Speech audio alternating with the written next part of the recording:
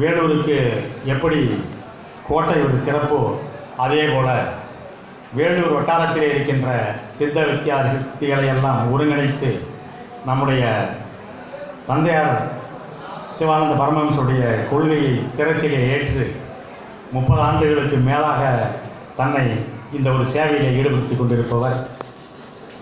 பகுத்தறிவு பேசும் பல இயக்கங்களை எல்லாம் மாவட்ட அளவிலே பொறுப்பாளராகவும் இருந்து பணியாற்றிவிட்டு மனது அவருடைய கொள்கையை ஏற்காமல் உண்மையான பகுத்தறிவை நாடி வந்து நம்முடைய சிவானந்த பரமஹம்சரிடையே சரணாகதி அடைந்து அவருடைய கோட்பாடுகளை எல்லாம் ஏற்று அவ்வழியே வாழ்க்கையை நடாத்துகின்ற ஒரு அருமையான நண்பர்.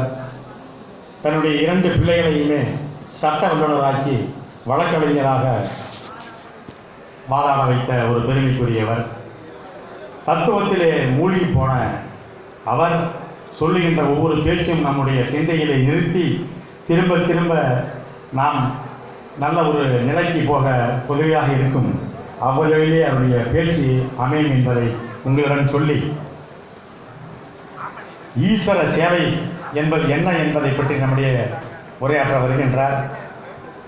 தன்னிலிருந்து ஜீவன் தானாய் வெளியாகி இன்னல் பட்டு புலம்புவதே இவ்வுலக பந்தம்.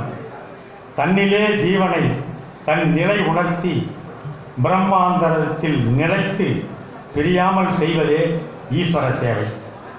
ஐம்புலன் வழியே அழிகின்ற ஜீவனை உண்ணாக்கு வழியே உந்தி தள்ளி அண்ணாக்கு துவாரத்தில் அப்படியே மேல் செலுத்தி அமுத குடமுடைத்து அள்ளி பருகின்ற இந்த ஈஸ்வர சேவையை இந்த சித்த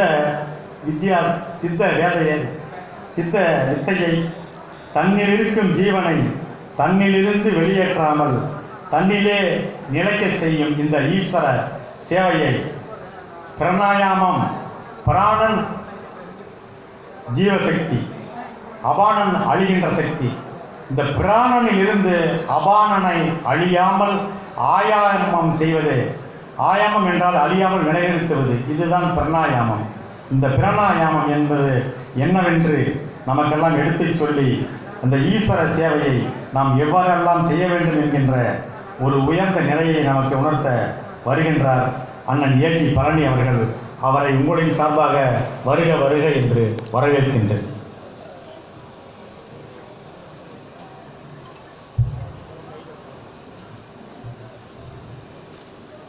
சின்மய வடிவம் காட்டி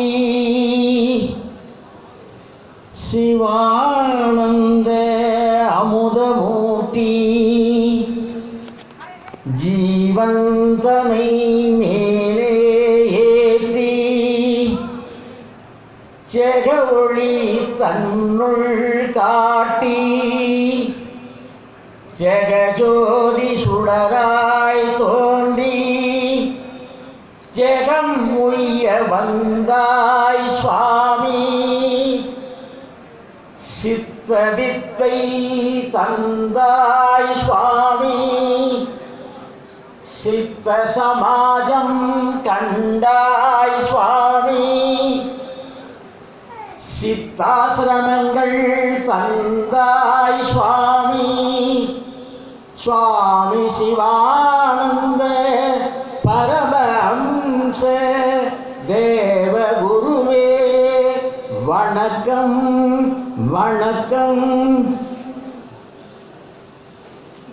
ஆத்ம சகோதர சகோதரிகளே, இன்றைய தினத்திலே நம்முடைய அம்மம்பாளையம் சித்தாசிரமத்திலே நம்முடைய ஞானபிதா ஜெகஜோதி சுவாமி சிவானந்த பரமஹம்சர் அவருடைய ஜென்மதின திருக்கார்த்திகை விழாவினை நம்முடைய அம்மம்பாளையம் சித்தாசிரமத்தைச் சேர்ந்த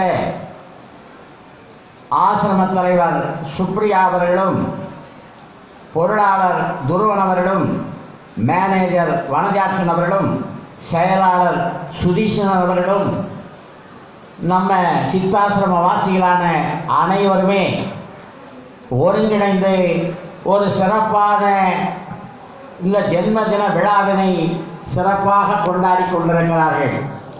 இதற்காக இவர்கள் எத்தனை மாத காலம் உழைத்திருக்கிறார்கள். இந்த நிகழ்ச்சியை ஏற்பாடு செய்து இதிலே ஞான பிதாவினுடைய கருத்துக்களையும் சொல்லி வருவோர்க்கும் அனைவருக்கும் அன்னதானம் வழங்கி மிக சிறப்பான ஒரு செயலை செய்வதற்குரிய போராட்ட களங்களில் ஈடுபட்டு அவர்கள் செயலாற்றி கொண்டிருக்கிறார்கள். இன்றைக்கு நாம் பார்க்கிற இந்த நிகழ்வு என்பது ஞானபிதா சுவாமி சிவானந்த பரமஹம்சர் அவர்கள் இந்த மனித குலத்திற்காக ஆற்றி இருக்கிற அந்த சேவை இருக்கிறதே, அது அளப்பரிய சேவையாகும். மாண்டு கொண்டிருக்கிற மனித குலத்தை மீட்டெடுத்து மனிதன் எதற்காக பிறந்தான், ஏன் பிறந்தான், எப்படி அவனுடைய வாழ்க்கை முறையை அமைத்துக் கொண்டிருக்கிறான் என்கிற அரிய விளக்கங்களை எல்லாம் சொல்வதற்காக வேண்டி இந்த நிகழ்ச்சியை ஏற்பாடு செய்திருக்கிறார்கள். இந்த நிகழ்ச்சியிலே முதலே வாழ்த்து பாடல் பாடிய ஆர் தன்வந்திரா ஐநாவரம் சென்னை அவர்களுக்கும், சித்த வேதம் வாசிப்பு பவ்யஸ்ரீ சாரண்யா அவர்களுக்கும், வரவேற்புரை நிகழ்த்த இருக்கின்ற பிரம்மஸ்ரீ ஏ பாண்டியன் அண்ணா சித்த மருத்துவர் மங்களாபுரம் அவர்களுக்கும், தலைமை பொறுப்பினை ஏற்றிருக்கிற எஸ் திரவியம் அண்ணா அவர்களுக்கும், முன்னிலை வகித்து நம்மிடையே இருந்து பணி காரணமாக அங்கே சென்றிருக்கிற ஆத்ம சகோதரர் பொருளாளர் துருவன் அண்ணா அவர்களுக்கும், இந்த நிகழ்ச்சியிலே சிறப்பாளர் வரவில்லை என்று சொன்னாலும் தனக்குரிய ஒருவரை அனுப்பியிருக்கிறார் அவருக்கும், வாழ்த்துரை வழங்கிய பிரம்மஸ்ரீ பிரியங்கா அவர்களுக்கும், சித்தாசிரமத்தைச் சேர்ந்த பிரியங்கா அவர்களுக்கும், சொற்பொழிவு ஆற்றிய பிரம்மஸ்ரீ அன்பழகன் அவர்களுக்கும், நன்றியுரை ஆற்றவிருக்கின்ற எஸ் சுதீஷன் அண்ணா அவர்களுக்கும், நிறைவுரை பாடல் நிகழ்த்தவிருக்கின்ற தன்வந்திரா அவர்களுக்கும், இங்கே வருகை தந்திருக்கிற ஏனைய சான்றோர் பெருமக்களுக்கும், சித்த வித்தியார்த்தி சகோதரர்களுக்கும் என்னுடைய ஆத்ம வணக்கத்தை முதலில் தெரிவித்துக் கொள்கிறேன்.